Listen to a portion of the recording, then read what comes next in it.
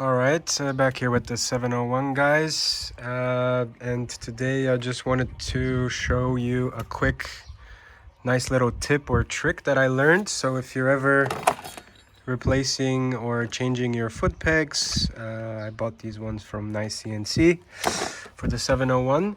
There's a nice little trick to make this quite easy because initially you have some difficulty with the spring in there that causes the tension between the pegs. So you can use a zip tie like you see here, and actually in the first one I took it out, I deassembled it and then put the zip tie on by compressing it either in a vise or something. But the second one I actually managed to even put the zip tie because you can use the peg to actually compress it. Like you can see, you can compress the spring very easily like that, and you just have to kind of maneuver with the screwdriver in there, the zip tie, and then you just tighten it, and then the spring stays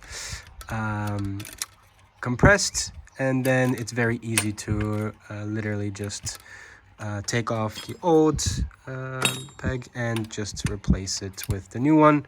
So super nice, easy trick. And literally for the finish, you know, you just basically cut it off and clean it up, and then your peg is back in there. So nice, easy, simple trick to make it a lot easier and hassle-free when upgrading your foot pegs.